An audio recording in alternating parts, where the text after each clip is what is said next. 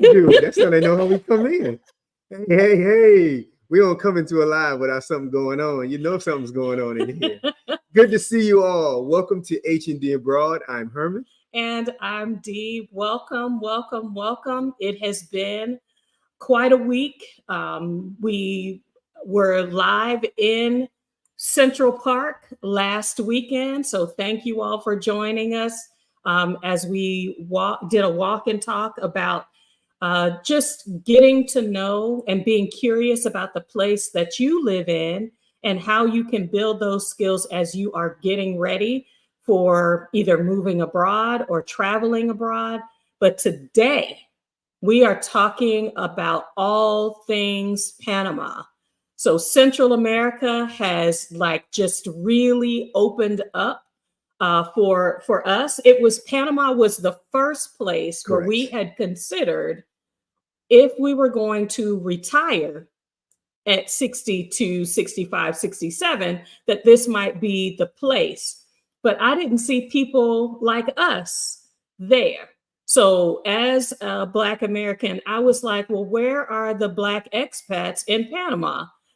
And lo and behold, when you ask the universe will respond. And we are so glad that Charlotte and Al are joining us today to talk about the Black expats in Panama, the beautiful community and the soft landing that they are creating so that you can move abroad and thrive. And so we want to say thank you to everyone that is joining us in the comments. We see you. Did you want to do your shout outs now? Well, first, if you are new to our channel, let me tell you who we are. Yes. She knows who she knows y'all know who we are, but I'm always confused that y'all don't know who that dude is hanging out with the lovely girl. So to tell you who we are, at H&D Abroad, our goal has always been to share with you our journey of moving abroad, because we want other Black couples to have the opportunity to see moving abroad as a plan A. Mm-hmm. We're not trying to convince you to move. We're not trying to force you to move. We want you to see that there are other options around the world to expand your life opportunity. And we want to be able to do that for you in real time. So we come here every week, every Saturday at 1 p.m. Central Time to talk about our experience and how we're growing in this journey. We have not moved abroad. We are still working because we're still employable and we still have things we have to take care of in our lives. But 2024 is our year. Absolutely. And we are building on that experience by building this community. And this community is our experience and opportunities with you through the wonderful people we've had the opportunity to interview and be interviewed by in this process, in this past year's worth of content. Yes.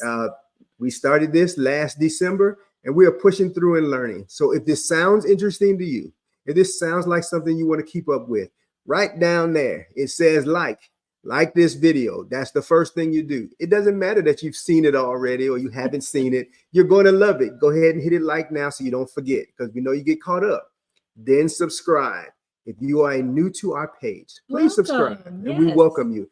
If you're watching this later, make sure down in the comments that you hit hashtag replay, so that we know that you were here later, and put some comments in the conversation, because this is a conversation.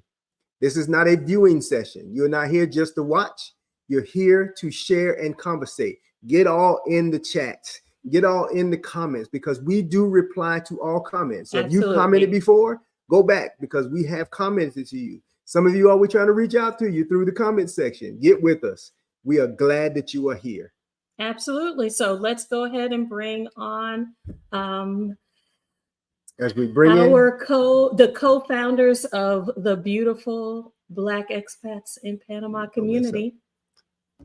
Yep, there we go. Hey. Hey, Pam, how are you? Great, thank you. My camera's trying to get a good focus on us, but we'll be all right. That's all right. We're glad that you're here with us. We welcome you. While we're welcoming you, we're also welcoming all the people who are in the chat. Can't Sit Still Bill, Black Expats in Panama, Diane Heidelberg, Aging Grateful, It's a Wonderful Travel Life. Hey, Nikki and David. Who did I forget? LC, yeah. Francis B, Servant Tiki Yeah. Nikki came in on her own. Yes. So we are glad to have you all here. As you all come in, make sure you say you are here. Don't hide behind the numbers because the eyeball in the top of the screen tells me you all are watching. So come on in and say hey. I So, see some of my family. Hey, Diane. Hey, Francis. absolutely. So go ahead and introduce yourselves and Hey, tell us a Ice. little bit about the business, and then we're going to get right into the questions. Okay. Well, I am Charlotte Van Horn. It's your girl, Charlotte Van Horn, Black Expats in Panama. That's just in my head, baby. But Yes. I'm really happy to be here. I am the CEO of Black Expats in Panama, which is a group that was founded on Facebook back in 2019 because I was looking for something Black Expats in Panama and it did not exist. I kept looking and looking because we were going to be retiring here, and I kept looking and looking. Nothing was, coming up for us. And finally, the Holy Spirit said, build it. And so that's what I did. And I created a Facebook group in Panama, and that is how we got started. And we'll talk more about the business as we go, but this is my amazing other half, Alfredo, and the reason that I became a Black expat in Panama. Hi, everyone. It's good to see you, Playboy. It's good to see you. All right. Well, we will jump right in. We'll figure that the camera will do what it's going to do. Yes, I'm so sorry about that. No, it's okay. Al, that's all you're gonna say is hi, everyone. You know that everybody that's on here, when I put Al, anything about Al on the social media, if he makes something, if he does something, if I put a picture of me and him, it gets hundreds of likes. And that's because they get so tired of seeing me, because Al is kind of the wind beneath my wings kind of thing. And so you don't see him a whole lot. Now you're gonna get on here talking about hi. Well, my story is when I was in the Air Force and I finally met this beauty hanging around in Biloxi. One of the few things I remember telling her that, hey, once you're retired, I'm going to retire in Panama. Mm-hmm. She was like, what island is that? Or something, she didn't even know I have no idea where Panama was. Said Florida? But anyway, she wasn't too agreeable until I brought her here one day. Now she loves Panama more than I do. Mm-hmm. And everybody swore she's Panamanian. She liked the food, the dances, everything, the atmosphere. She wasn't ready for me to come to Panama, but I already had my template, the time frame and how I was going to make it, and it works out. And here we are. Here we are. Cool. That worked. That's a good prelude because your story, I think, has a lot to do with, as I understand, what has built this process for you. So if have my information correct, Al, you are Panamanian. Yes. Is that right? Okay. I got dual citizenship. Yeah. You have dual citizenship. Okay. So Charlotte, we've heard the story from you when you were with D, and he just kind of opened that up. Come on, give us the where you really felt and what made the transition for you, because I think a lot of times people see this as let me phrase that differently.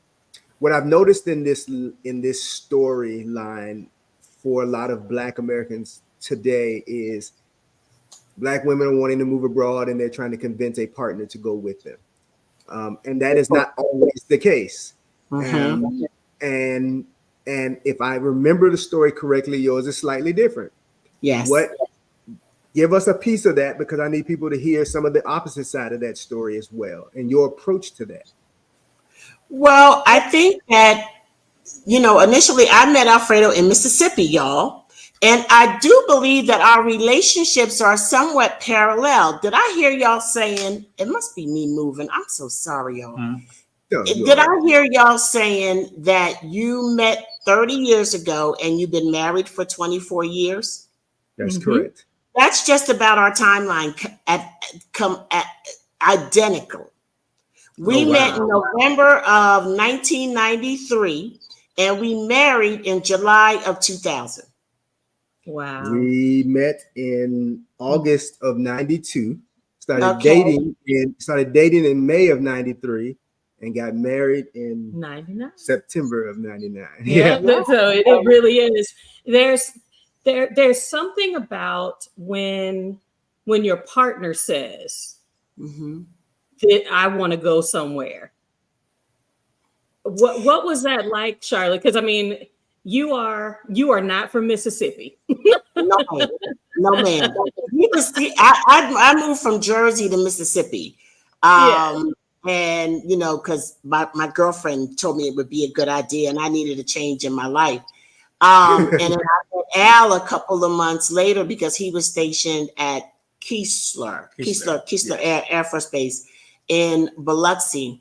But you know, when I met him and he said, you know, he was from Panama. First, he's not even throwing shade or telling no lie. I'm like, I didn't know what Panama was, where Panama was, nothing. First time I heard him speak in Spanish, I was like, oh my God, you speak Spanish. He was like, I'm Panamanian.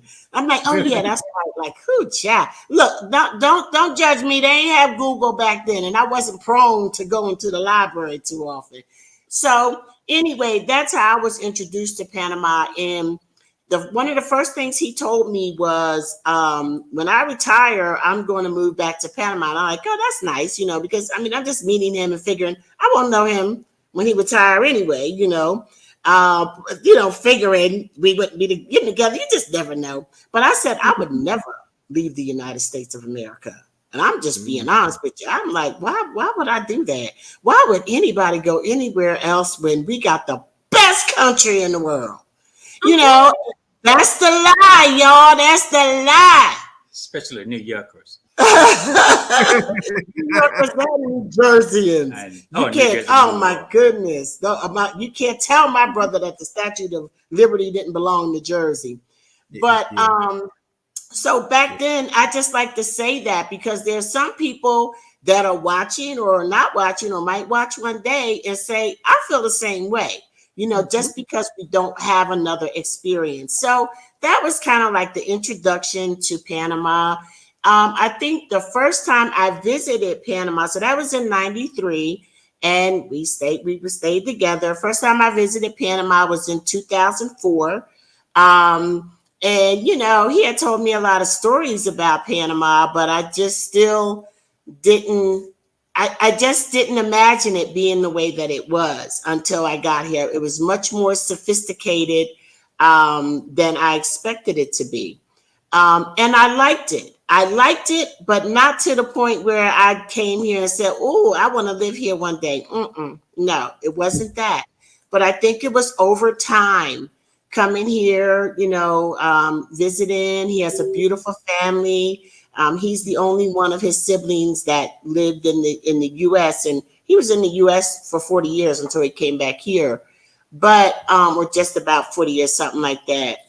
And so when we came here at one point, so we started coming in, I came for the first time 2004. And then we came back in 2010. And for some reason, we were thinking about retirement and, you know, let's just, you know, look around at some places or whatever. And then we went down to the beach because that's where everybody said everything was on and popping and stuff. And we went down there to meet with a realtor. I saw a chicken and a dog in the road. And I was like, turn around. This is not me. I know I couldn't live there. And Alfredo was like, well, you didn't even see the place. And I said, I don't have to see the place. If I got to ride by all this to get to it, I don't want it.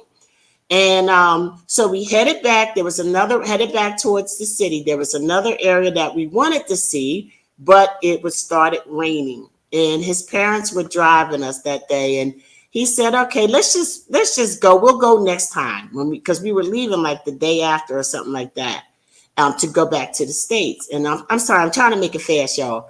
And so I said, I want to go. I said, look, the sun is coming out. I can see the sunshine, like beyond the rain. I can see the sunshine. Make a long story short, my father-in-law proceeded to go and the rain cleared up. We got to the gate, and it was the community that we live in today, y'all. We got to the gate, and you can't just roll up to places and see them in Panama. You just cannot. Yeah, I don't know how you get in otherwise, but you have to go through the gate, go through security just to see model homes and stuff. And the guy at the gate said they just closed. The sales office had just closed. And just so happened, this young lady that ran the sales office was walking through the gate, get ready to go home, and realized that we were being turned around. And she said, I'll show y'all. And literally, we bought this house sight unseen. Literally, I think we came back the next day and gave a check to put a deposit. Was it that day? That day. That day. And she put it in the drawer. Back in those days, was that easy. It was an American check. I did an American bank. My fact was your check, and she just said, "I'll keep it in the drawer, and you got 3 months, and we hold it for you for $300." Whoa! Wow!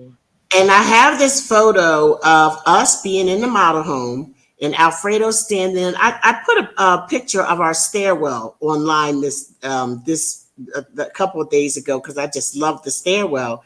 But it was like the first picture I took in that model home. It's probably not the only picture I have from that model home. Alfredo was looking out the window, and it's the same type window that's in our house now. And I snapped this photo of him, and I just knew in my heart and my spirit that this is where we were going to be. And it turns out that he was looking at what would be our house. It was nothing but dirt.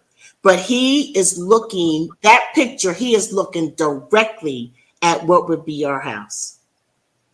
And with that segue is just that you have to have the vision, you have to have the planning, and research, and research, and research. And even with all that, you will see, you would meet at some surprises. But we hadn't really done all that.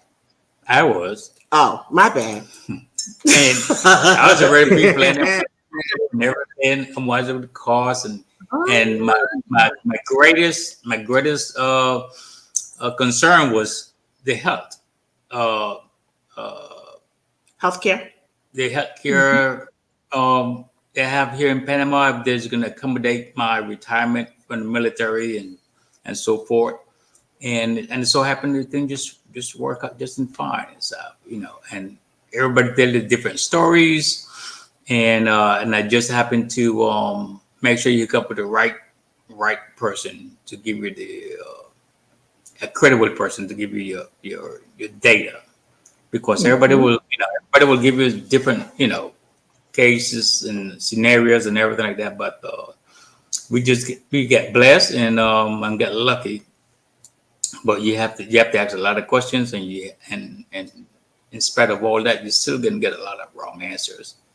But you have to be persistent and just do your research and ask the question and ask the questions and ask the questions. That's my advice now, but back then that wasn't where I was at all. And with regard to the house, with regard to the house, it's like now people come and they see several places. They want to see different areas, and it's smart to do that. It's smart to do that. This was an area, we live in Brisas del Golf Norte, which is kind of like right in the middle of, it's right between the airport and Panama City, right off a major highway called Corredor Norte, like a turnpike or something in the States. And, he knew about this area growing up, but this area that we're in, the north part, Norte, is newer. And so it was just starting to be really getting developed. And matter of fact, we were one of the first newer subdivisions coming through. And we bought our house in 2012. We closed in 2012. Wow. And back then, the process was much easier. That that was before the Panama Papers situation came out. And the bank was much friendlier, and the process was much simpler. But now, since the Panama Papers, things get a little more complicated. But you can, as long as you get a lawyers and everything, they will open up an account for you, get your relationship with the bank, because they usually, if you get an agent that has a relation with the bank, it makes things a much easier. Mm-hmm. Mm-hmm. But don't do that young. So you all were doing this in what age range? Because a lot of our audience, when we're looking at the data, they are between most of our audience is in their 40s and 50s. Panama was introduced to me as a place to retire, and the people that were visible were in their 60s and 70s and older.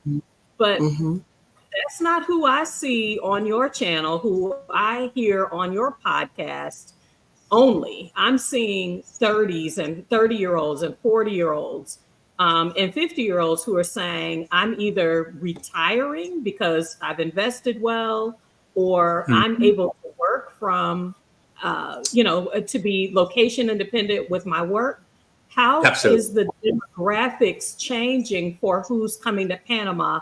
And why is that? Why is Panama a great place before the retirement age to actually be there? Because or was that misinformation all along? Has it always been diverse expat wise, and it just there was a population that kind of got highlighted? I don't think that information was incorrect, because watching the Black expats in Panama community grow, you see more younger people coming in. And I think that one of the reasons is because of digital work, the digital nomads. The other thing is that Panama City and has some really good private schools that are attractive to younger people who are bringing their families as well.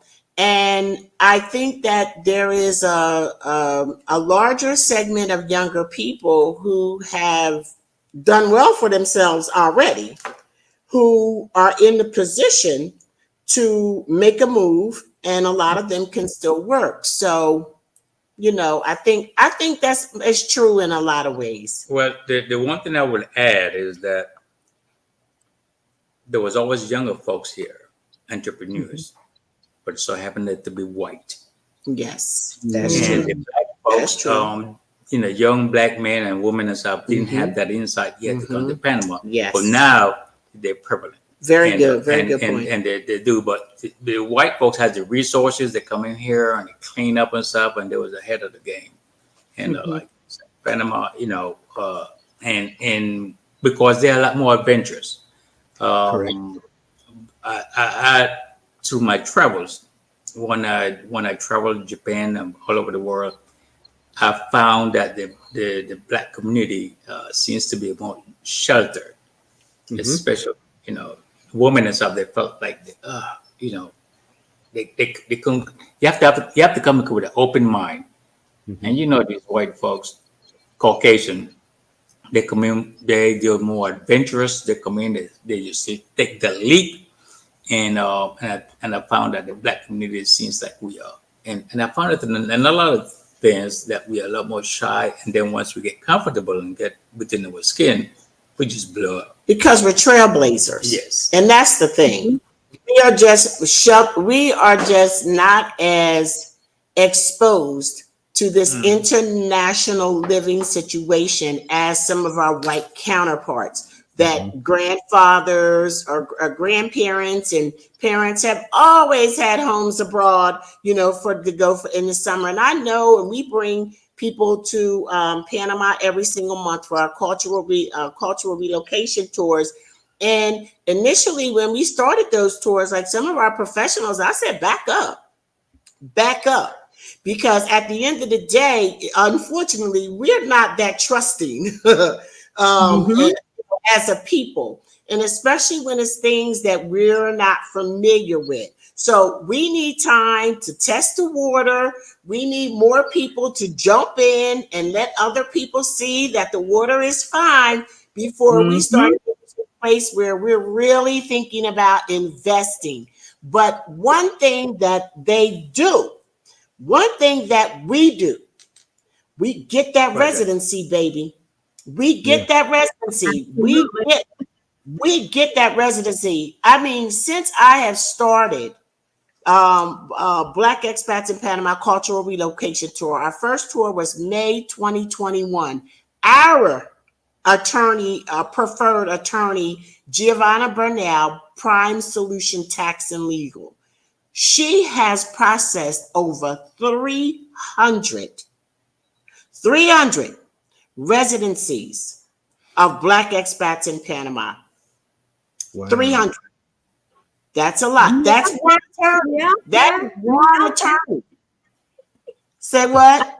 I said we out there, and I'm so glad that you're talking about residency. We talk about if you are new to the move abroad space, to the travel space, we can with a blue passport, with a blue US approved passport, we can go a lot of places and spend 90 days, 180 days.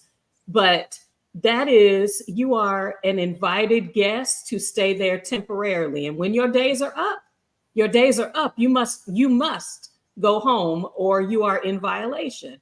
Residency, on the other hand, is different from being a citizen. It is what allows you to be in a place long term as a guest. And that is what has been, I had a desire to move when our kids were younger. I don't really think that residency existed. Just like the digital nomad visa is the newest iteration. I don't believe that residency. All I thought was I've got to be a citizen to go somewhere. Residency status, temporary residency, and permanent residency status is changing the game. That gives you more time on the ground. It is a more affordable access point, what you have to prove for economic solvency. And, a lot of people don't have the means to do, what do you call that?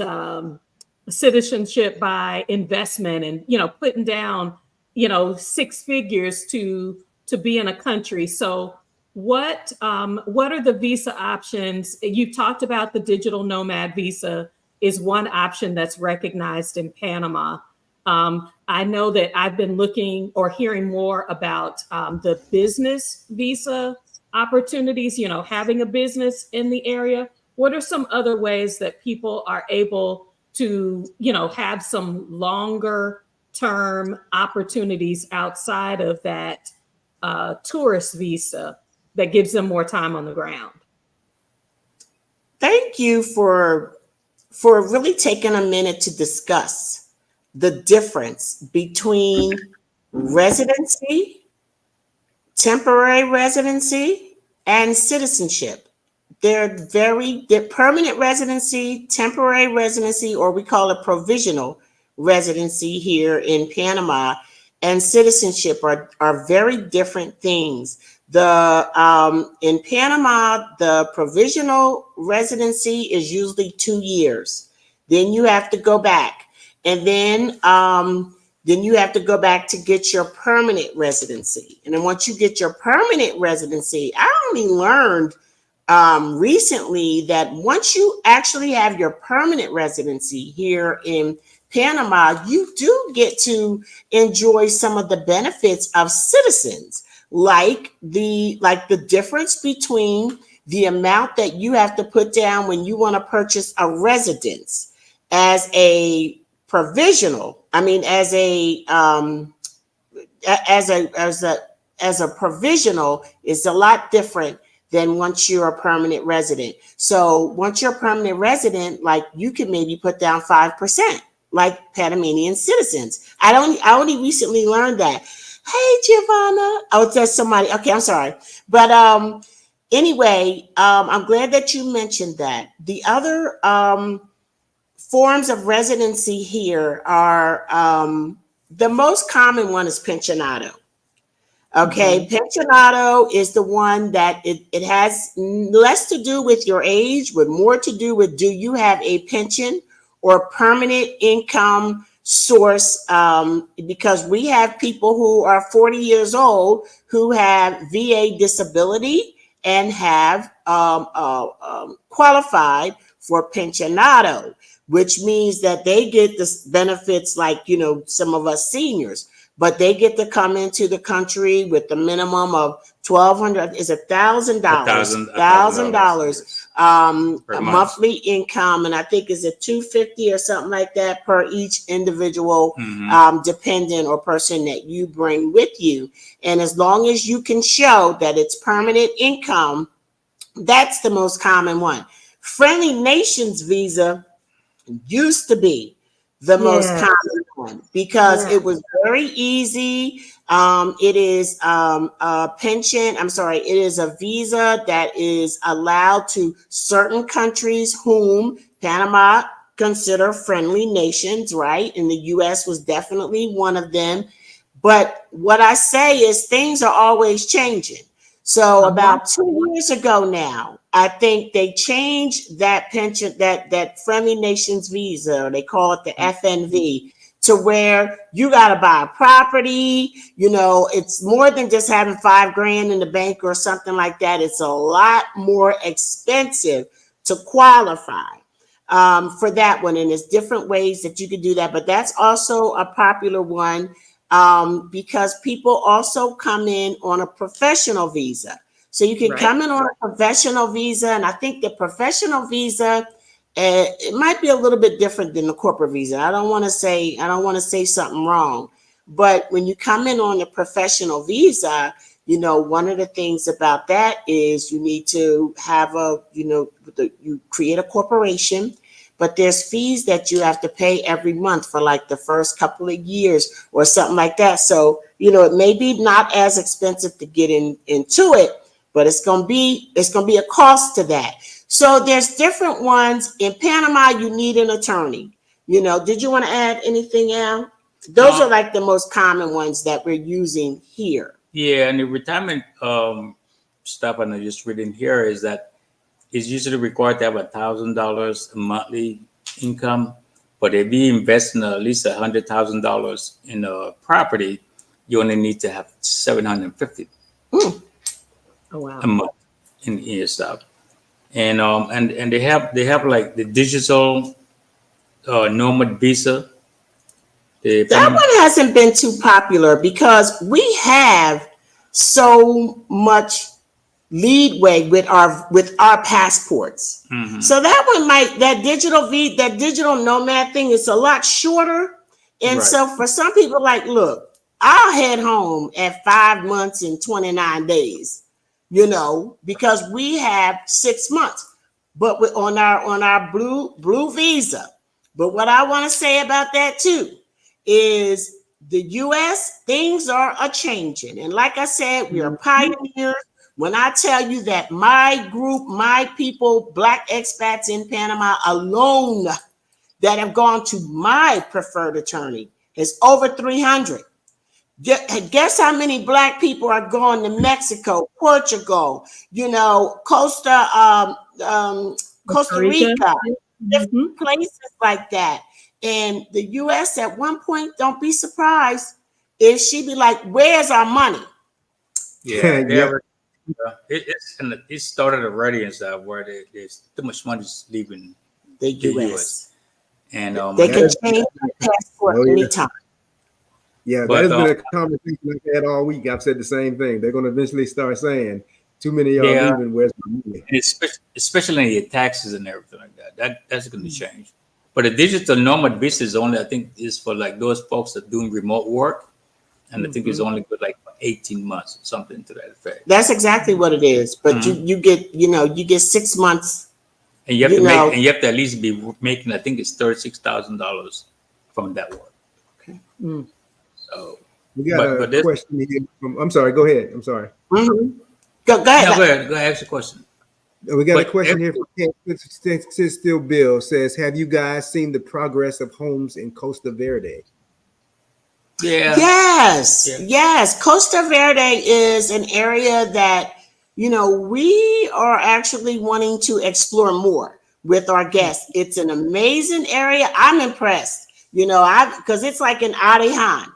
And Arihan is like in between Panama City.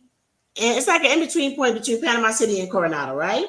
About that. Yeah, not much, but it's closer to the city. Yeah. Panama City. Okay, so it's getting very developed, a lot of beautiful places. Prices are still reasonable. They've gone up a lot because Costa Verde they got a train coming through there. They Yeah. got the highway coming through there. I think it is an awesome place to look at investing. A lot of people just want to be up in the city.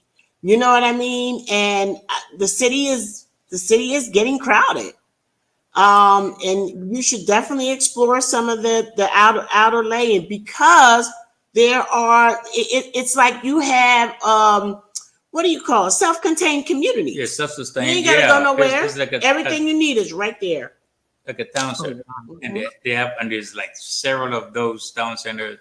You know, where you have the malls, you get high end for everybody. You get something for everybody. You know, from middle class, and then for those that Panamanians that and it could even affordable for Americans and stuff. If you want to go something that is slightly below middle class, there's home affordable. It's 70,000 right up the street. And it's just smaller, and I think there's somebody's making $600, in Social Security only, they can still live a decent life. I do know somebody that actually lives in an area called Brisas. It's in Adihan. People get confused with our Brisas, the Gulf Norte, and then the Brisas that's in Adihan. But I do believe that this person has a very, very minimal retirement as well, like somewhere less than $1,000. But I don't know how common it is. Once you've created a relationship with your landlord and everything like that, that's one thing. But nowadays things are getting a little more expensive out there. They're renting or they bought? They're renting. Or they're renting. Yeah, you can find especially up in that area at Rejan, Costa Verde, the rent is much, much cheaper than trying to rent city. You can probably find $400 a month rent over in that area. In that Rejan, Costa Verde. So question here is, what if one spouse is eligible for a retiree visa, but has a younger, still working spouse who is eligible? I lost what I was playing here. I think that's a typo. What's it? Digital nomad. Transcribe it. Digital nomad. I would probably bring that person if the spouse is. If the spouse is coming in with the person that's getting the pensionado, I would just come in with them under because I think with the pensionado, there are some limitations on the amount of money you can earn. When you come in as a pensionado, you're not saying you're coming to Panama to work, so there are some ways around that. And there are some exceptions. Like I said, you need an attorney to explain everything to you here. But you could bring that second person, I think, for just an additional $250 a month income, something like that. What I love that we've been able to highlight about Panama, but also about Ecuador, is in the Black community, we have valued education. But what it has done in the US, it has saddled us with debt. And where we don't see the opportunities open for us just because we have a bachelor's degree, just because we've got that college degree. But what it is showing in the visa shopping we're doing is that professional visa, you get access because you have that bachelor's degree. And so if you are looking for places that you can qualify, look to see if they have a professional visa. I've seen at least one person talk about, you have to have your degree validated. It can only be in certain degree, there are some protected degree areas, some protected, majors that they are allowing, but it is worth looking at and leveraging something that we as a Black US community have lauded as important, that I don't see a whole lot of opportunities necessarily opening for us just because we have it like we are seeing a new opportunity to qualify for a visa status, like the professional visa is opening up to us. So having an attorney, having someone that can tell you what you present, what you're wanting to do in Panama. You know, are you wanting this only spend 18 months? Or are you wanting to have somewhere to drop into, like a second residency? Panama may be your place, and the door that you might enter is through that professional visa, or if you have residual income. By any means necessary. The qualifications are much lower than I had anticipated. But that is why we were looking at Panama, because people were saying, I've got a $1,200 pension. And what made you not look at Panama? What made you consider it not for you? Because you didn't see no black. That was going to be one of my next statement questions. I'm glad you segued it. That was right on time. No, that was right on time. You hit that right. I take that. That's the interview in you. I take that. I am circling back around. Okay. And I'm going to say this first. I think that historically as Black people, that we are nomadic by nature. I think because of the circumstances of the history of our lives, that we have become. The places are not safe. We have decided that places outside of where we are bound together are not safe. That if it's not immediately what's in front of me, it's not safe. So sometimes we don't move from one side of the country to the other in the States because I don't know that part. I don't know what that is. I don't know what's going on over there, because we have been taken advantage of outside of spaces we recognize. And so we hunker down in places, which I think is not a part of our generational history. It's not a part of who we are. But as I'm looking at the world and wanting to see and go and do, there were two things that, for lack of a better way to phrase it, turned me off. Is that I don't want to be in a retiree community, even if I'm retiree. Yeah. And I don't want to be in America 2.0. And Panama sounded so expat heavy. I was like, where the Panamanians? I see a whole lot of Canadians and I see a whole lot of North Americans and Europeans, but where are the Panamanians? When I move to a place, it's really important to me that I'm a part of a culture I move into, and not I'm helping to gentrify a space. And that was a high level concern for me, because like I said, Panama was one of the first, move to Panama. And they're just like, it's easy. It's down the street. It's just kind of like, let's all follow, And I kept saying, where I want to be in a space that I'm not necessarily the only. I battled that through childhood, straight academically. I was the only in a lot. And I was like, I don't want to be in a space where I am an only, but there were so many beautiful things about the country. Right. Your tours, the cultural tours are taking us to, we've been here places.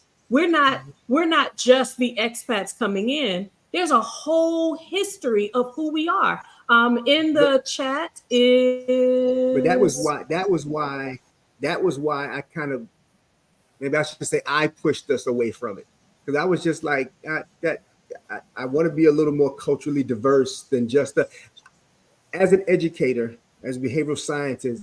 I'm the person who says, if you spent the first 12 years of your life going to all Black schools, you should go to a more diverse school for college. That was me. Dee grew up in highly Caucasian heavy schools. So she went to it. We both went to an HBCU, but the experience coming to that HBCU for her was different than it was for me. Right. It was an extension of what I've been doing. It was a reintegration of what she was doing. So when you're talking about moving abroad and moving into communities that are heavy us, we have a slightly, I want community. I want to see us. I want to recognize us. I don't want to see y'all every week. I totally understand that. And, I and totally. it's not only be deep anyway, but it's like I'm already black. I want to also It's be the culture I want to also, connect with. I want, you know what I'm saying? And maybe I'm being With- naive, but that's kind of what we've talked about. We're both learning to be a little more rounded in that conversation as we've grown through it. And so in that process, Panama's come back into the conversation. What are we missing? What are we neglecting to think about?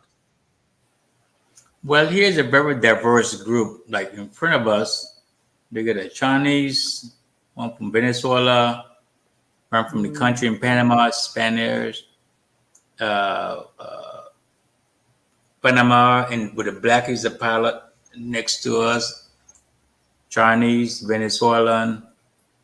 It's a very diverse neighborhood. It's a gated community and stuff, and it's very diverse. And and in most cases, everybody considers themselves Panamanian. They don't try to go.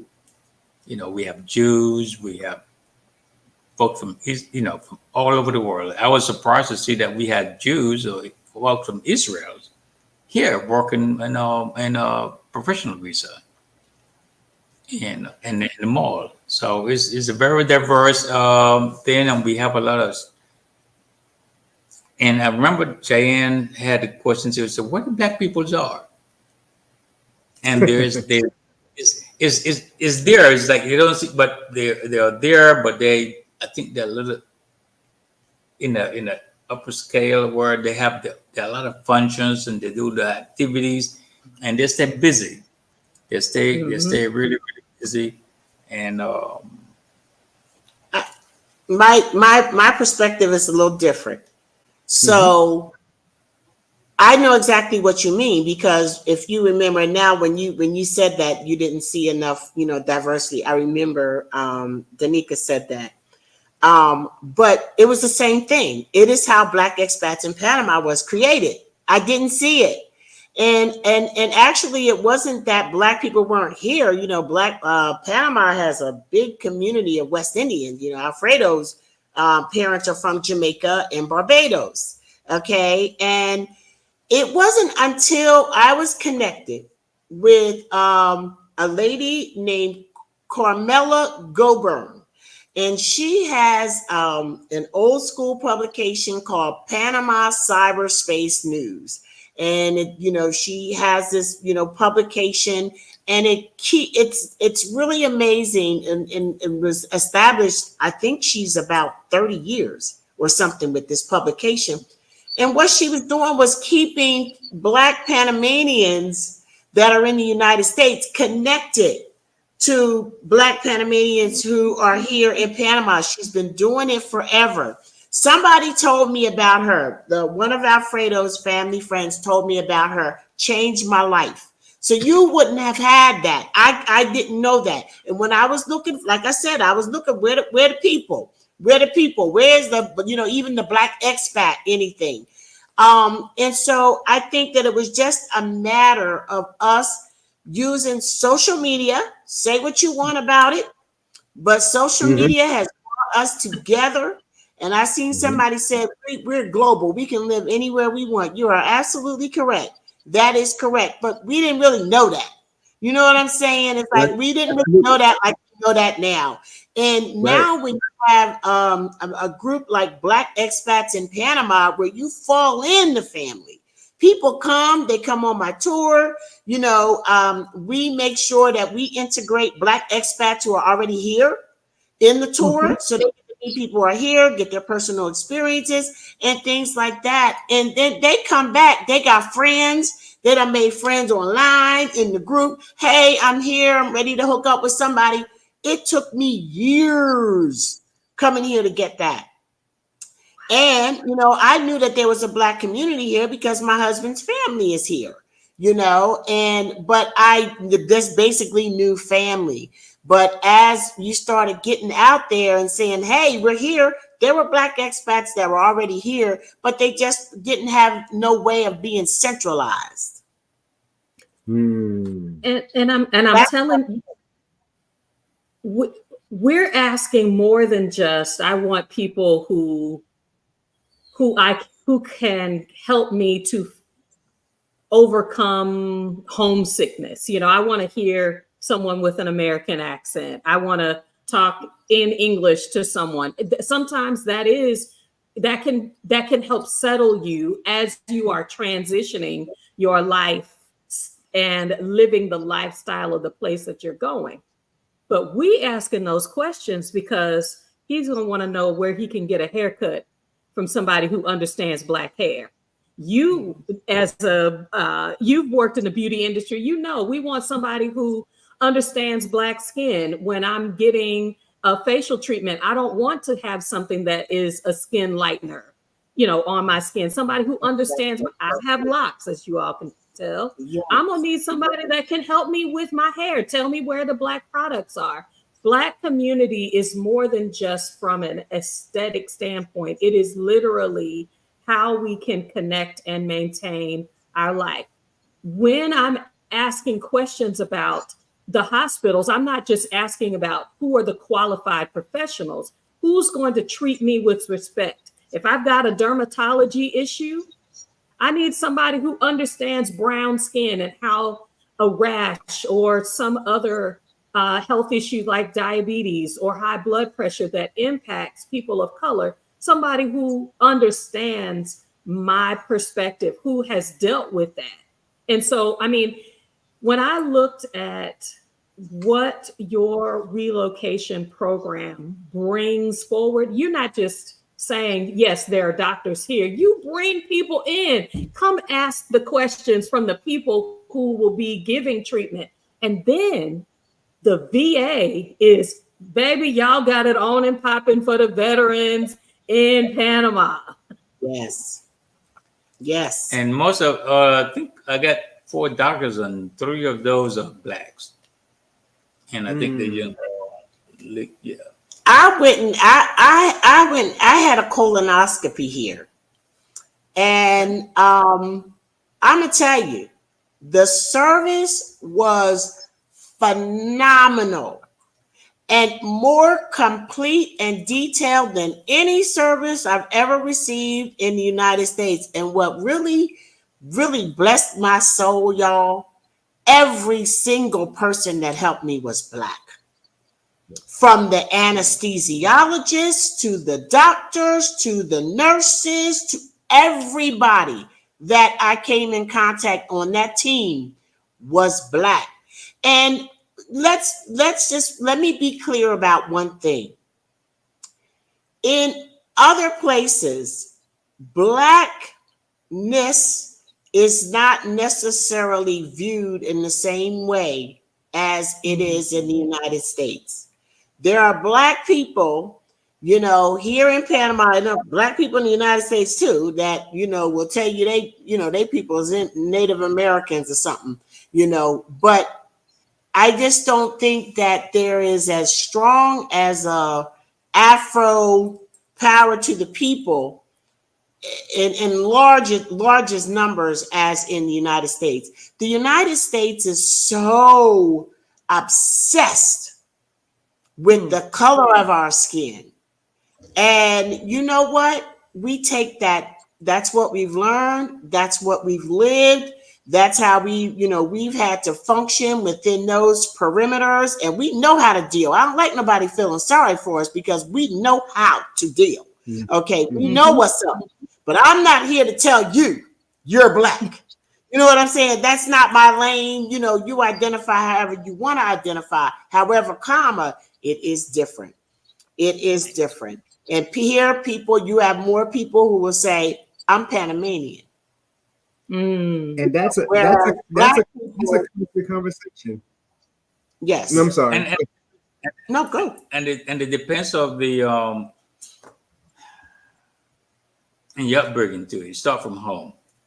Like I was, you know, they tried to label you and say, oh, you're white, Black. I said, no, I'm Black. And straight up. And I was taught to love myself as a Black man. And I ever had a problem, and so I would say, even in the States, they try to sell you that too. I remember when I first got to Mississippi, they said, oh, you're not Black, you're Panamanian. I said, I'm a Black Panamanian. Mm-hmm. and they just have to make that clear for themselves. And that's when it starts. It's like, okay, we got to throw. You got to put you with the bunch here over here now, because they're trying to break you out and they try to divide you. And because there's power in mass, so they try to divide you and break you out in different groups: the light skin, the dark skin, from another country, and so forth. So it's a little bit different. It's different. It's a little bit different, but there is a strong sense of Afro pride here too. Let me just say that there is a strong sense of Afro pride here, and even for me coming here from 2004 to now, it's a big difference. Sometimes when I'm riding down the street, I don't get to post half the stuff. I take pictures for y'all, but I take pictures of all the black billboards, because that didn't used to be a thing. Back when I used to come to Panama back in 2004, I ain't know nothing about no Congo dancers. I learned all that through being introduced to SAMAC, the West Indian Museum, the nonprofit that runs that, with the government. But I was introduced from Carmela Goburn, was just her. She introduced me to SAMAC. And it was on and popping from there. I was like, wow, there's a whole new world here. And it was just kind of funny how I just kind of fell into the whole cultural aspect of this way before I decided to do cultural relocation tours.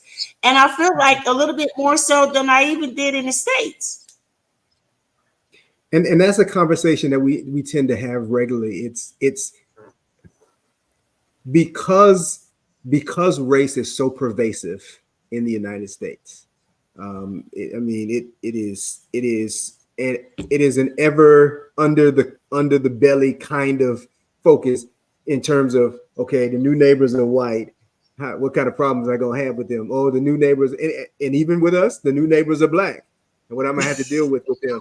And it's a thing. And so listening to you say, my doctors were black, my specialists were black, those things have a far more profound impact on this side of the states than those who are living outside of it. And so the constant conversation, Alfredo, for men is finding a safe space, finding an integrative space as black men in a global perspective.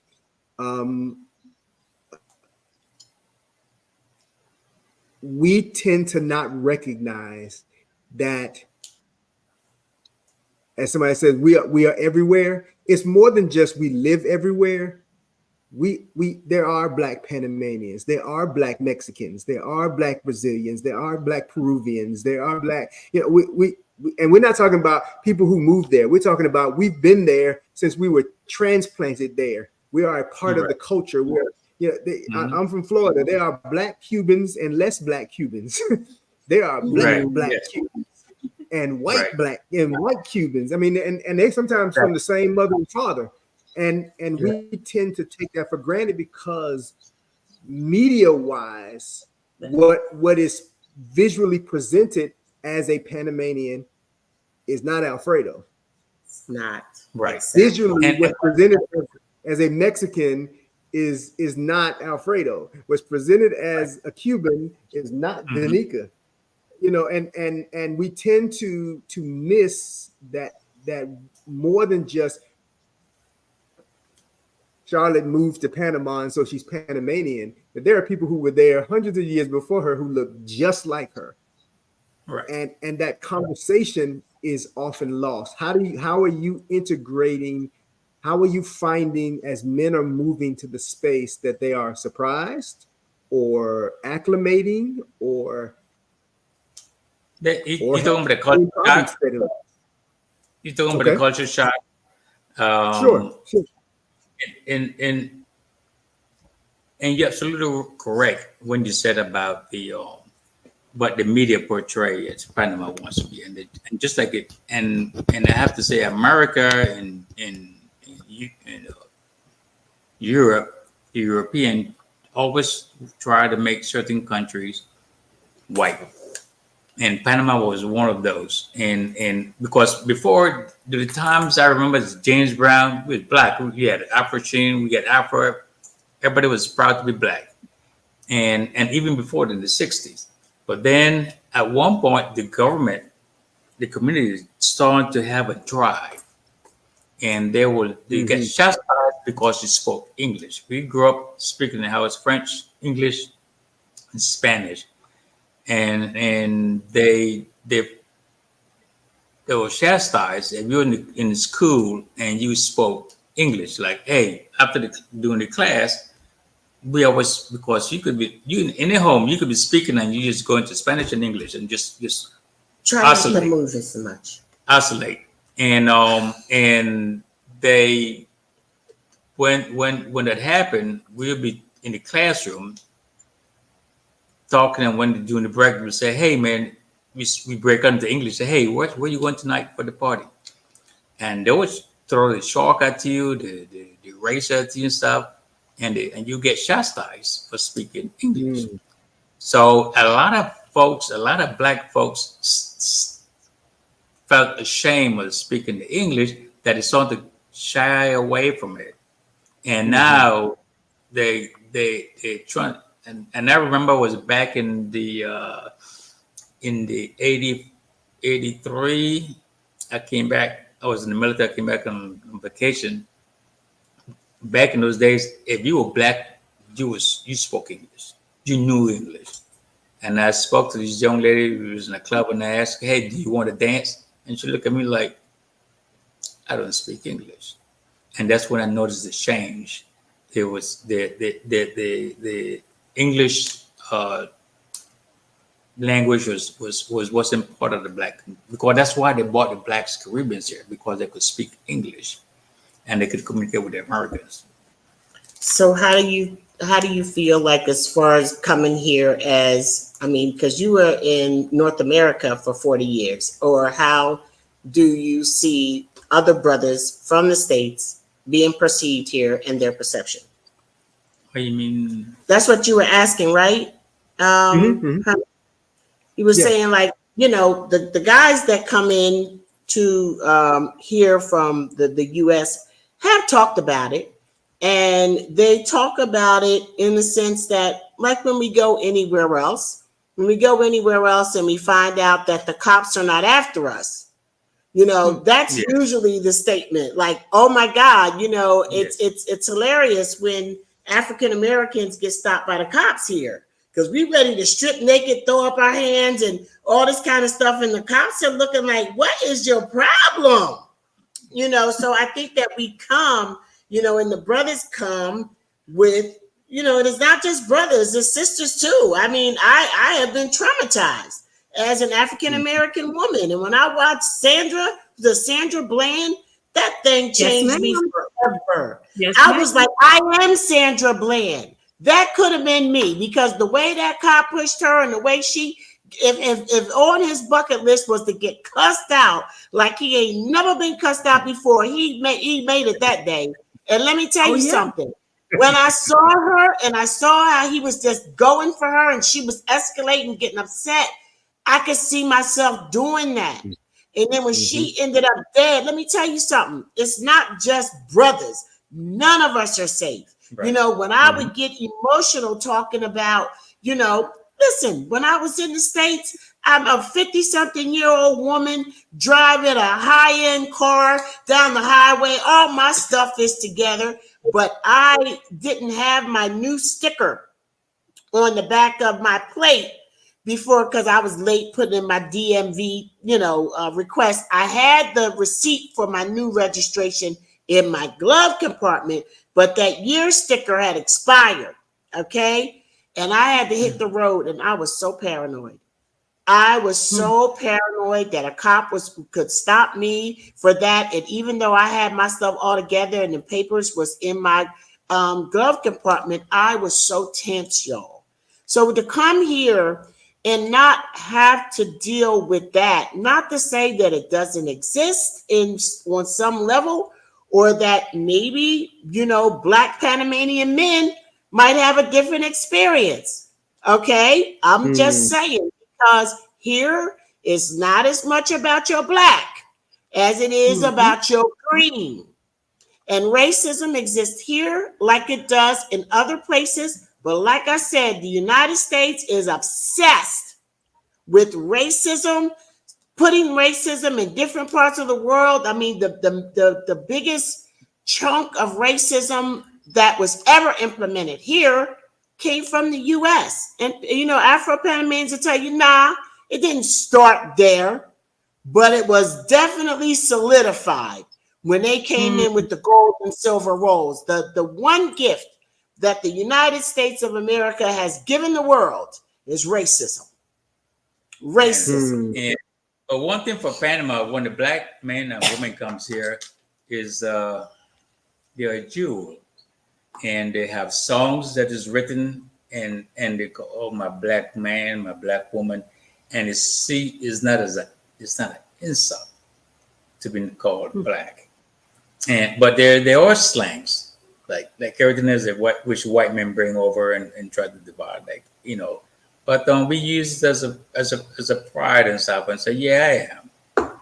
And one of the biggest problem in discrimination for blacks back in the days, I'm 68, couldn't be 69, but anyway, I'm already 68, right? Yeah. Okay, I don't keep up, but anyway, there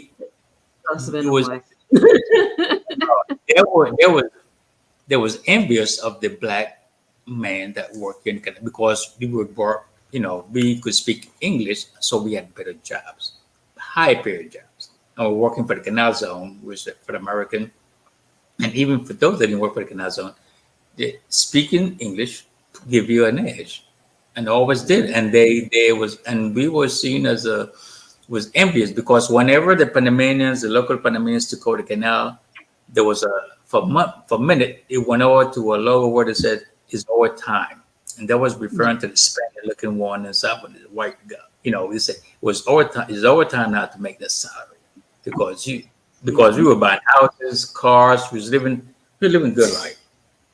And so now they took over. They tried to change that situation, but the girls and the men love the black. I don't care what, they love the black skin. They love. And they call it mi negritos or mi negritas. They love you. They seek you.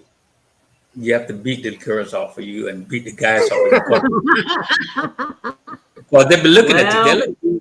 They look at you hard. The guys look at their sisters hard, and the girls look at the brothers hard.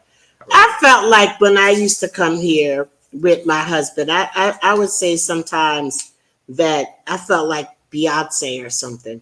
But I don't know that it was, I just feel like admiration here from men. And I don't know that it's because, I mean, they may not see how sexy I am, okay? But they do see how smart I am. They do see how smart I am. They do see how self-sufficient I am. And we as Black women are raised to be self-sufficient, maybe to a fault. But we can handle our business. And when I tell you, baby, who is here is Black women by themselves. Sisters is in Panama, and more Black women come to Panama by themselves than do Black men. Okay. And I got to give it to them because they come into a place that they don't know the language. It is really, really courageous. I'm a punk. I mean, I'm here because Alfredo has paved the way for me, and I could just run away. I used to wouldn't answer the phone because I knew I was going to say hello, and somebody was like, and I'm like, oh, Lord, you know, just the Spanish intimidated me, and just, you know, not being able to read everything and not know what's going on all the time. It's not easy. And I mean, for me, I feel like, you know, I don't want to take the conversation in another place, but as an older person being in Panama, I just did a video about this, you know, using my mind is different because every day I'm learning something new. I'm learning something new. It's a new place. I'm learning new roads. I'm learning new people. I'm learning a new language. I'm learning something new every single day. And as we're getting older, the social activity, the physical engagement, and mental stimulation keeps us young. Yes. And I feel good about that. I feel all of the above here in Panama. The food is fresh. The food is fresh. The people show you love, even during the protest. That could have been a cantankerous time because there were some Panamanians that felt like, look, y'all need to go sit your ass down so we can go back to work now. You know what I'm saying? Because it was an inconvenience. But nevertheless, I never sensed that amongst Panamanians, like in the U.S. when they told us to wear masks, and it was like a civil war. You know what I mean? It was a great divide because you had some that felt like they needed to wear masks, and then there were some that was, as opposed to regardless of what side you were, and there was some friction. But for the most part, when we were out and about, one thing I recognized as a foreigner was the civility of everybody that we ran across. But to add that, talking about civility, one of the few people that shot other protesters happened to be white Americans. I saw that. And Gentleman. that's the culture, the gun and the righteousness to, oh, dare you. No, but you have a boundaries and you got to respect each other's boundaries and just move on. You can't get offended and get mad at because you didn't get your way. But now on the other side about partiness out there, the group of people that party here is the older blacks community. Who said something about partying? I am. Oh, okay. You act like I had brought that up. I was just trying to. Well, you was talking about Alfredo's birthday party was on. I did watch those videos. No, but what happened? I'm sorry. The black community they made an effort to always have something going on. Yes. They used to have party boats. They have some kind of activities. They hang out and they party, and you can't send them home. You cannot. Like right here for Christmas right now, they would start, and they're young. They're a crew, but they would start the party at 5 o'clock in the afternoon and finish at 11 o'clock, 4 o'clock the next day. They love to celebrate. And the fireworks. And she was saying the first time she spent Christmas, like, okay, it's 12 o'clock midnight. Silent night. And then she was like, I'm going to go to bed. I said, I don't think I'm going to go to sleep. And it was like midday. It was so loud. And then 2 o'clock came by, 3 o'clock came by, 4 o'clock came by. Our neighbors were sitting in the street, still up talking and drinking at 10 o'clock the next morning on Christmas Day. I swear it, girl. Listen, if you want to have the time of your life, you want to be in Panama on Christmas Eve. Y'all getting ready. That's very gearing up. But the other thing is, like, as far as Panamanians and even though we're residents, your privilege start and stop at certain areas, okay? And you have to be very careful engaging yourself in those kind of protests and stuff like that. And that's why I had my main man, T.O. Jolly, tour guide extraordinaire here in Panama, his Afro historian, come on and talk to us, because I wasn't going to say it, but I knew that I needed to say something to our people. I knew I needed to speak to people who had tours lined up with me, because everybody was varied and stuff like that. But, as far as the residents and foreigners, the way that we were able to help was, if you wanted to display a flag, you could, showing solidarity, what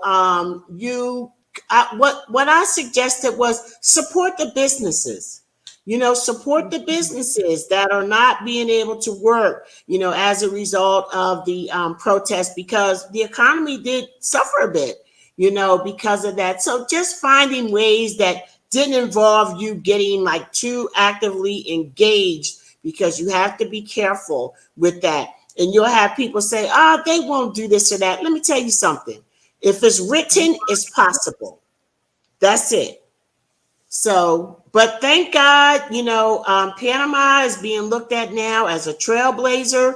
Those protests may have been inconvenient, but there is this thing out called the rights of nature.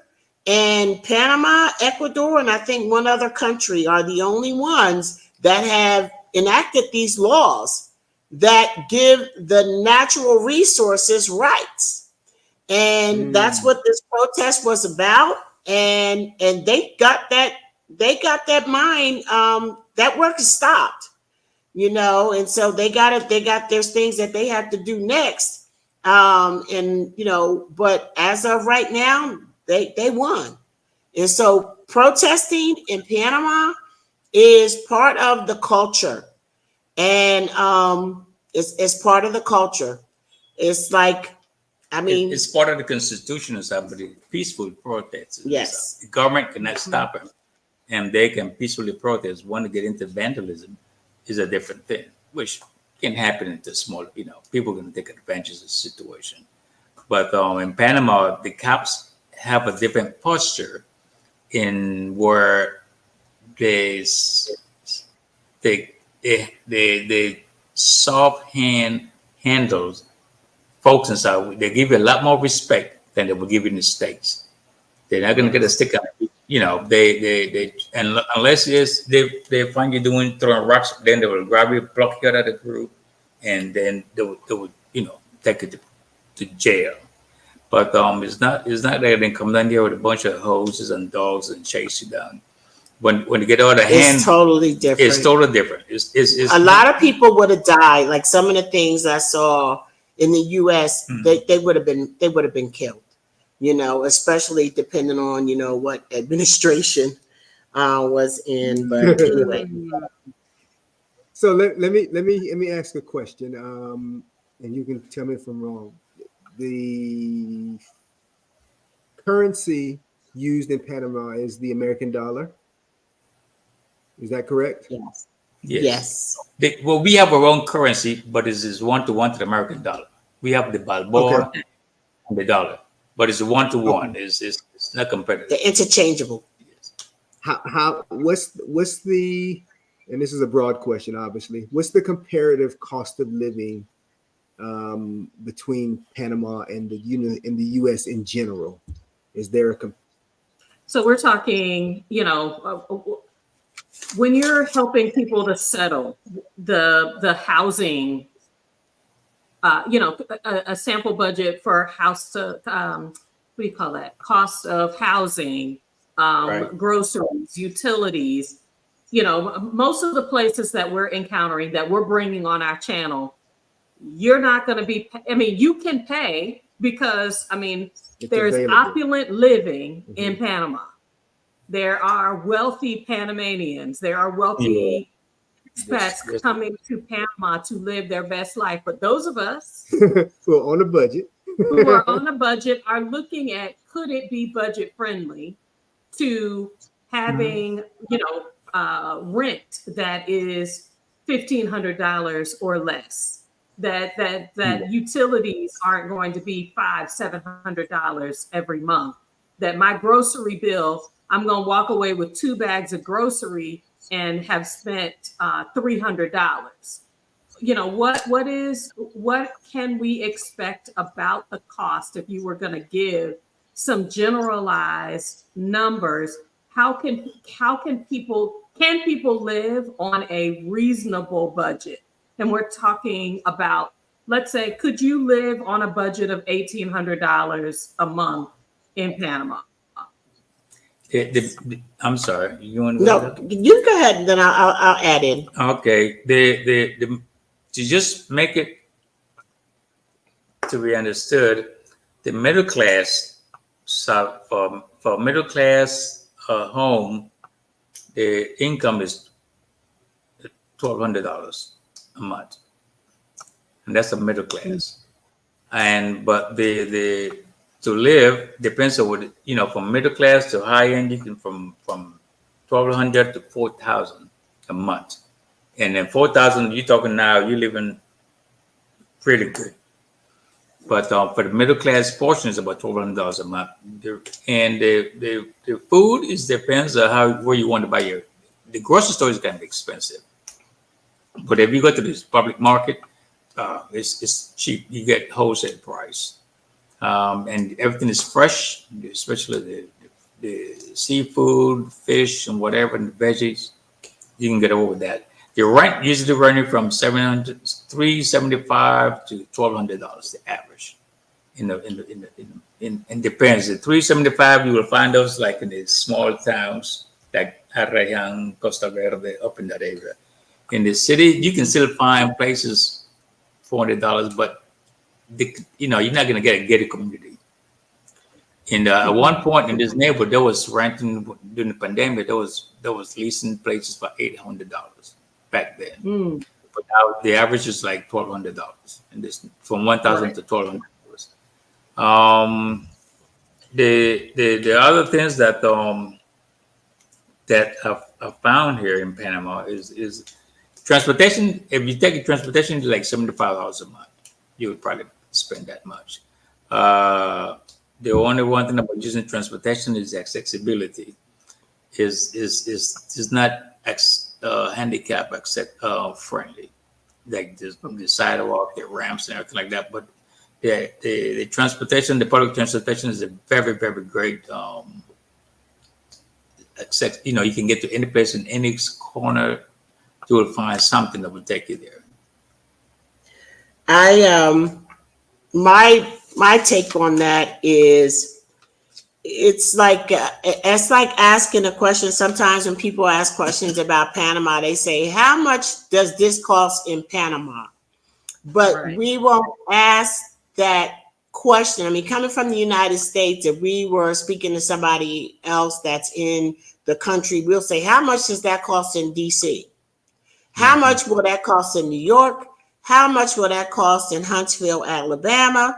How much will that, you know what I'm saying? So it depends on where you are. I have not known anyone to rent for as little as $375 or under $600. I do know personally of someone who's rented for $600 in the Arihan area, but in a very nice, area. I think in the Brisas area there, the newer community. And then in El Cangrejo, which is the area, it's the area downtown in Panama City. As far as the utilities, I mean, I think utilities can get a little expensive here. I do. And Alfredo is much better gauge on what it costs to go to grocery. I love my man. Listen, I don't know what groceries cost. I don't know what the utility bills are because I love him. He is fine. Well, I purchased. I'm spoiled. He doesn't count. I don't. If you ask me what's the price of bread, I don't know. If you ask me what's the price of gas, I just paid and I move on. And I usually shop in the high-end grocery stores. And you got the place called Riversmith, and you find all the American. So I don't really know. And when I ask him, because these are things that I need to know. People were talking about the price of food, and I was like, really? And I live here. I'm supposed to know that. And I say, Al, well, how much is this stuff cost? And he said, I don't know. So he doesn't even tell me. But what I will say is this again. There are options, baby. And you can get a whole meal at stoplights here in Panama. Somebody on the corner selling avocados, plantains, lemons, limes, oranges, all kind of stuff. You never go hungry because Panama is the land of abundance. There are markets that some people don't go to grocery store. They go to the market. So if that's, that's where you go and you're getting the freshest stuff, straight from the farm to the market. So you will pay less there. You know, if you want to go into, you know, one of the grocery stores here is the Ray, which means king. And, you know, to me, if any of y'all from the US is like familiar with Safeway, they kind of put me in the mind of that. If you are just feel like you got to have them US products, you're going to pay for that. You'll be good to find it, and then you're going to pay for it. So for me, Johnsonville sausage is just in my life. Okay. I've not met a sausage made in Panama that I like. And y'all don't get mad at me. I just do not like sausages here in Panama. So I'm paying $10 for a pack of Johnsonville and Dewey sausage because it's good eating, baby. Hey. So you have options. And when it comes to your utility bill, what's going to be your biggest expense? I know is going to be those air conditioners. Not all Panamanians and well, people have air conditioners, but most of the air conditioners, central air is not really popular here. It's not really popular here. Right. So you have individual units in each room. So I feel like that's a better way for you to be able to conserve, you know, and if you're not going to be there, if you're going to leave your house unattended, you may need to consider leaving some kind of air conditioning on because of the climate here, you know, even if it's like low, because you will come home to mold.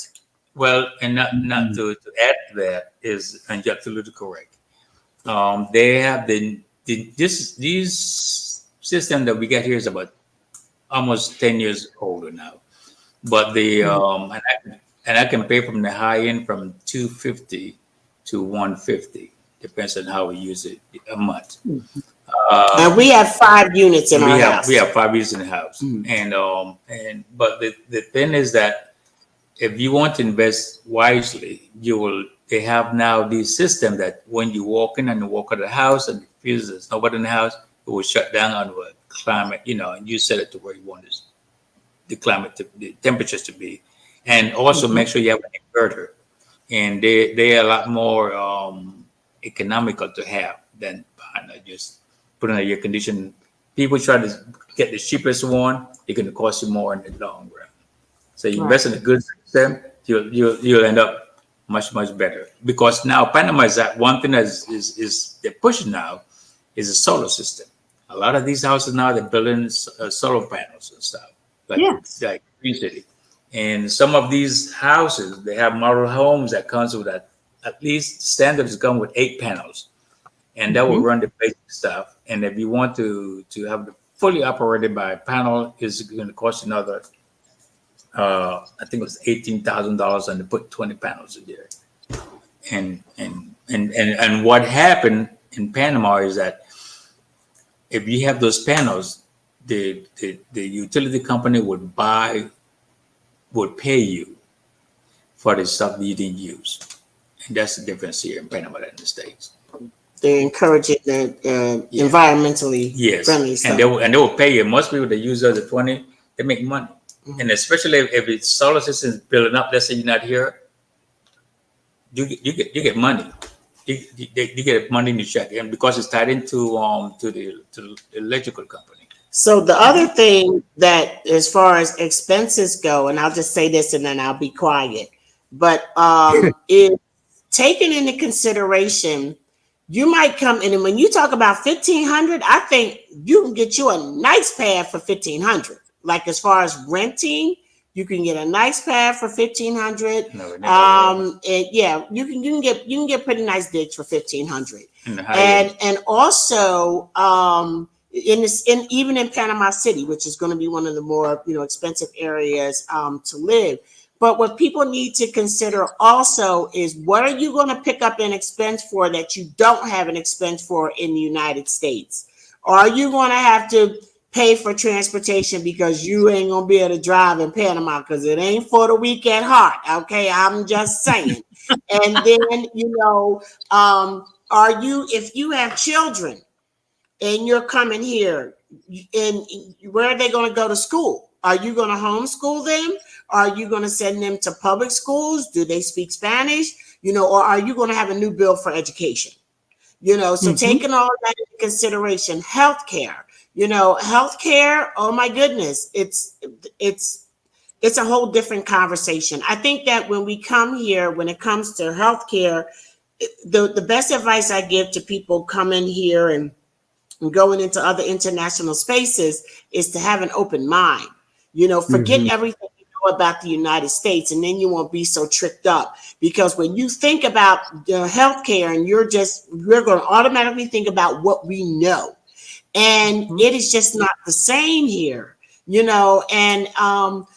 like I think that for you to come here, most of the things that you might need to take care of with regard to medical is things that you're going to be able to take care of out of pocket without a whole lot of, craziness like you would have to deal with in the United States. However, if you get sick and you have to be hospitalized, that's another story, because then might get out of your disposable income, range. And so, but there are insurances here that you can buy to cover that, because some of your U.S. insurances, you got to see what's working and what's not. We have TRICARE, and TRICARE, we're covered here, and so I have a copay at this time, but there's something that we could do that I don't have a copay. But to tell you, I really like that I can walk to my hospital and my doctors, and I really like that they will call you up and WhatsApp your butt. I mean, it's like unbelievable. The service is unbelievable. But I always say, have a savings. If you're not coming with, insurance, make sure that your budget includes some money set aside for emergencies. You know what I'm saying? Particularly those medical or health emergencies, because you might be in great condition. However, anything can happen at any time. So take some of that money that you're going to have extra and save some for healthcare. Yeah, I've seen some experience for the folks. They go to the high-end hospital, the big private hospital, and they can charge you. They might require you to have a down payment of $5,000 to $10,000, depends on the situation. And then they will use it up. They will find a way to use that sucker. You ain't gonna change back. But what the insurance that I accept here is if you have Blue Cross Blue Shield Federal, there's one of the most expensive Blue Cross Blue Shield Federal. Wow. They do accept. There's a hospital that has a contract that they do accept it here in Panama. Okay. And you can and that's in Punta Pacifica. If you're here on vacation or whatever, I have already seen 3 of our clients that we referring to, and they have no problem. The insurance company will pay for it from the States. Now in with the copay, I think it's like $20. Most of the copay that we have. Yeah, it's not much, but we're going to. I'm sorry, we just are chatting. Go ahead, Herman. You was going to say something. No. Trust me. Go ahead. The healthcare piece is, like you said, it's something that people don't consider, and we've had several people on our channel to talk about those. Yes, there are expenses you can pay out of pocket, but they can add up.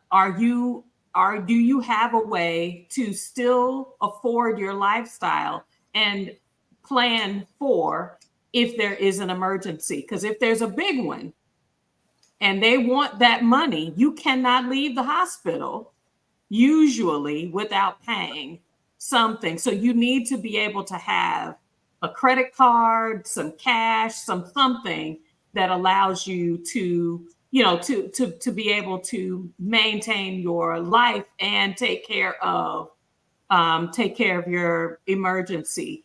I'm looking in the chat to see if there are any other questions because people, it looks like we got folks there's a lot of our people in here. Aisha, Evelyn, Diane. They all, they giving us some good information, y'all. Like Aisha was saying that, You know, the utilities depends on where you live. Sometimes if you're living down in the Coronado where the beach, the breeze is like, you don't have to have it on. Right. Right. Those numbers. But the dental cleaning is about $25 to $35 for the cleaning. Wow. Yeah, see, that's great. Sonogram, what's the sonogram? It was like $75, $50, something like that. Okay, I'm gonna have to do a quick disclaimer on that dental cleaning. Let me tell you something. She don't like that. I ain't had a dental cleaning here. I had this white lady said to my group one time. Nobody asked her, but she shared anyway. The dental services. I think she was saying the dental services, or she may have been saying the dental cleaning. And I looked at her like, why do you want to come here and, you know, criticize day work? I'm sure it was fine. I've heard great things. Let me tell you something. I've had my teeth cleaned 3 times, and I've not had it done in the how I'm used to having it done. You can get your teeth cleaned for $25, $30. But baby, when I tell you, talking about all that probing around, seeing if you got the gum loss and the bone loss and the flossing and oh my goodness, the fluoride treatment, I'll get a little x-ray. You know, it's a whole comprehensive thing in the United States that I enjoy. I have not received that. I still You didn't pay for it. Okay, so then what we need to understand, because I will pay for that. But when you tell me I'm going in to get a cleaning and you come at me with a water pick on 100, that's not a cleaning to me. I'm upset. The Lord of mercy. No shield. You know, they give you a little shield in the States. And I'm not bashing, okay? Because we know. Yes, yeah. No, I'm not bashing. I'm just saying it's a difference. All the other, I've said nothing but great things. I had a root canal done. I was like, baby, I paid less than my co-payment on this root canal than it cost me in the United States. I put the bills online. I showed the difference in what I paid in the US and there, and it was excellent. The service was excellent. They had a translator there and everything. But the teeth cleaning, I think the training is different, or maybe you made a good point. I'm not asking for the right thing. Right. In the US, it's a comprehensive treatment. But here, I must need to ask for that. Yeah. You just. I said what I said. You're gonna pay for the extra stuff. I've been waiting for it. I've been waiting for it for an hour and 40 minutes. You just gave it to me one time. I said what I said, baby. It is what it is, baby. It is what it is. I promise you what the reason why we asked for you all to come back, why we wanted to share Black expats in Panama is, if money is the reason why you are not getting out the door, if not knowing someone, not knowing how to navigate a space without some level of guidance. When I say our friends put you in a vehicle with a trusted driver and take you to neighborhoods, will take you, show you where the beauty supply stores are, will show you and you can sit and talk to people, providers, ask your questions in an environment that says, hey, I want a well-structured scouting trip. I'm just saying, we want to see our audience make decisions that get them from an idea of moving abroad to getting out the door. And Black expats in Panama, let's see. So I know you do something for the ladies. I think last time I watched the Godmothers, I think you said it's January when you usually host that. Right. When are people going to be able to meet up? Because when I say she announces it and then boom, boom, boom, and then it's ain't no more tickets available. I'm saying get ready, because the opportunity to get in and meet people is coming up. When are those dates, and what are those opportunities getting into 2024? Well, thank you so much for the love. I just want to say that, first of all, and we are very proud of the Beep Cultural Relocation Tour. And we do introduce you to doctors, lawyers, realtors, insurance brokers, moving companies. We use as many Black providers as we can. We're very proud about that, and we give you the information that you need. We connect you to the community, and we keep the price of the tour reasonable because we don't want people to be let out. We don't want the people that we're talking about, the people with the smaller retirements. You can do something. You can do something, but you just do your research, like Alfredo said, connect to the right places. Y'all, I am always doing something because there is always a need. And that's the wonderful thing, too, about being in an international community is that there's always a need for something that you can fill, okay? So January, first of all, December 31st, we having a New Year's Eve jammy jam. We having my girl Carmen Craven coming in. Girl, we're going to be on the sailboat. We're going to be on the catamaran from 9 p.m. to 1 a.m. on New Year's Eve. We're going to see the fireworks from the water, which is going to be amazing. We're going to have, it's a 70s, 80s, 90s jammy jam. She's going to cover Aretha Franklin, Stephanie Mills, and Mary J. Blige. And we're coming dressed 70s, 80s, 90s, whatever decade you want. Buffet, open bar, everything. You can find out more about that. January 6th, we have Dr. Linda Humes from New York, who is going to come in. Am I boring you? No. Linda Humes coming in from New York, and she teaches about Kwanzaa. So we're bringing Kwanzaa to Panama, and so we're having a post Kwanzaa event on January 6th. It's a festival. We have vendors. Vendor spots are only $45. We still have a couple left for that. Kids get in free because we want this to be a cultural, educational opportunity. January 13th is the Sisters in Panama. I am my sister's keeper, and it goes on for about a week, and it's absolutely amazing. And that's just so many connections made and everything. February 8th, I'm taking y'all to Cuba.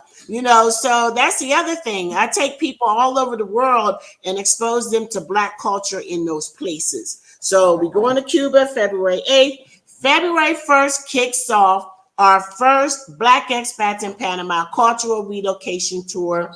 We are so excited. We have a lot of changes coming down the pike this year. This year, we got our own license. We got our own tour license. We got our own office in the El Barrio part of the city, and it's going to be exciting. So February 1st, we're kicking off our first tour of 2024. And that tour, we're giving $100 off your last payment because we just want to blow it out. But it's already halfway sold out. So, just go to blackexpatsinpanama.net for more information and to learn about the tours. And I'll just say something real fast. We have Cafe and Conversation where we meet up with Panamanians and Black expats here who want to practice speaking English and Spanish, and it's been amazing. We do a brunch every fourth Sunday. The second Wednesday of the month, we do Black Expats in Panama B2B network, baby. We are putting Black expats together because you can't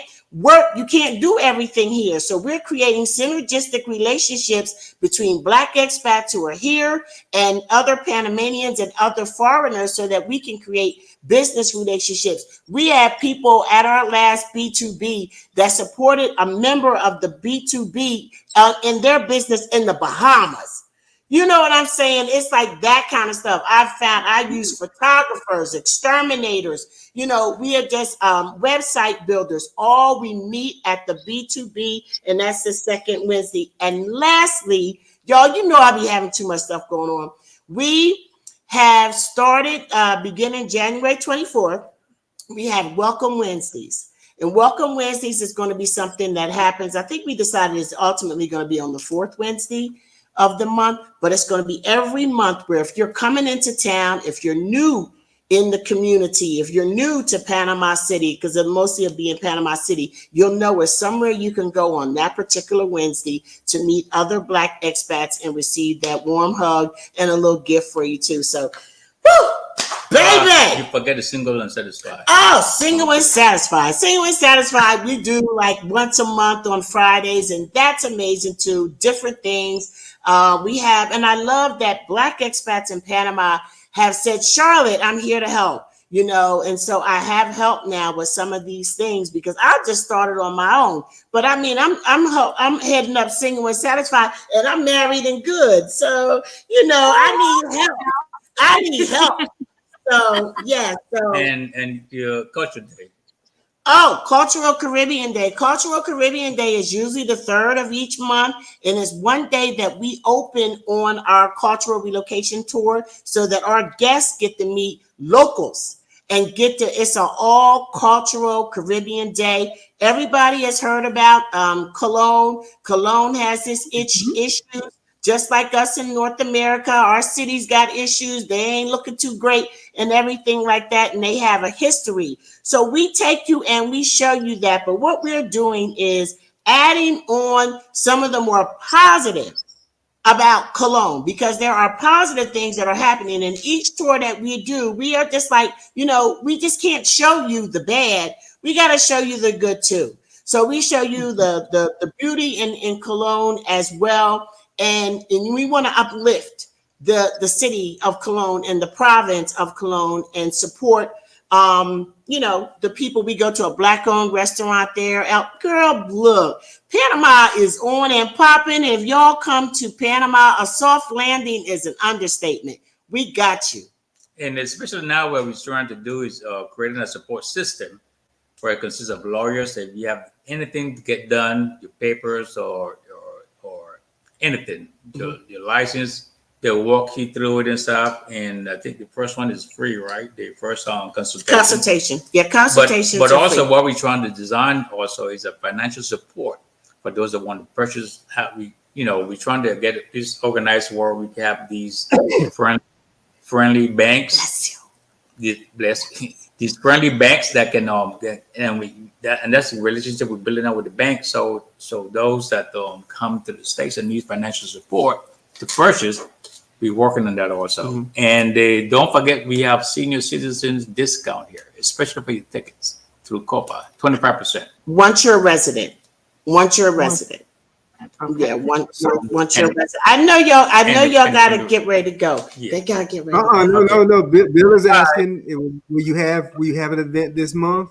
Will there be an event this month? I don't know which one he's referring to, but this month is December. We just had Cultural Caribbean Day on the 3rd. Actually, I kind of took a hiatus for December, but there are other, groups doing things, and check in with me, and I'll let you know what I know is happening. Is there a promo code for the $100 off? No, but I will know that it's clear to see anybody that's get the February trip, just the February trip, you'll get $100 off. So it's everybody, so that you don't need a code.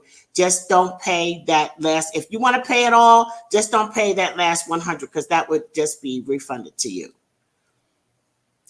My mom's family is from Cologne. Thank you for providing the tour, Charlotte and Fred. Yes, we love it. And they told us, I'm telling you, when I decided I wanted to do a cultural relocation tour, when we as Americans watch George Floyd get murdered in front of us, Karen in the park, strangling her dog and accusing a Black man of doing something, and then Donald Trump and COVID all hit that Monday, that right after that Memorial Day holiday, that's when things changed here. And I said, you know what? People are asking questions. How much does it cost to live there? Are there Black people there? Do cops kill Black people there? And I said, I need a relocation tour, but it has to be a cultural relocation tour, and we have to go to Cologne. Everybody told me not to go to Cologne, but my spirit, and that's what I move in, my spirit, the Holy Spirit told me, no, you are definitely going to Cologne. And it was hands down the best decision that we made for this tour. And it's just, as far as the cultural components of the tour, we're constantly expanding them. So you get not only, get not only the history and a culture of Panama in general, but you get that Afro-Panamanian culture. So, you come with respect. You don't, it's like people go and move to the United States. Ain't nobody telling you about what Black Americans did for the United States. So you come in thinking that we're all wearing our pants down to our knees and we got a baby daddy or a baby mama. You know what I'm saying? And you come with the disrespect for the work that Black Americans have contributed to the United States. We built that country for free. Don't get me started. You notice I ain't I stop you. said what I said. Well, somebody just asked about that. We still do the tour to Tobago with Dr. Harris. He's not in the. He's not in Tobago anymore. And Okay. and then we have a strong community of men here that they get a couple of folks here that gets together and they get together and support the school system and donate. So we do have a Afro. It's not really formal, but there is. And you know something? For whatever is not here, when you get here, it's just an invitation for you to start it. Bam. That's it. What? Because we're in a new world. We're building as we go. We need it. We need a slap preacher. We need a good old Baptist preacher out here. You need a what? A good Baptist A good preacher. old Baptist preacher. Come on, Yeah, we do. on, Pat. Yeah, we do. Oh, Herman the pastor. No, Pastor Herman. No, don't listen to Don't that. let me find out. You don't listen to that. She gonna get us all in trouble. Don't listen to that. I want to make an addendum to a statement I made earlier. As I said, I was learning to come around as I'm learning some things as we're growing in this journey. And one of the things that I'm learning about, we talked about this last week when we talked with Aging Grateful, and intentional metamorphosis is inside joke. Is that how important community is? Yes. How you approach community, how you engage community is independent to you. But having that community is important to us all. Having Charlotte and Alfredo in Panama, having a Jewel Wren in Ecuador, having a Black in Portugal and a Black in Spain, these groups that are all over Facebook, that are all over Instagram, that are all in the YouTube channels. These are connection points to taking the risk out of exploring the world. Yes. You don't ever have to move. You'll never say Herm told you you had to move. That's not going to happen. Exactly. Herm is going to encourage you to get off the street you've been on for the last 95 years because the world is bigger than MLK Boulevard. I need you to know that diversity happens outside the four walls of your house. And agoraphobia of the world does not help you to grow and expand. You got to get outside of the little spaces that you're in. Do not be locked in with the fears of, well, this could happen and that could happen. It could happen to you standing inside your house. It could be happening to you on your block, and it can happen to you in your city. The world is beautiful and expansive, and there is no way to explore that just through Natural Geographic and the YouTube channel. You got to put your feet on the ground and see it and hear it.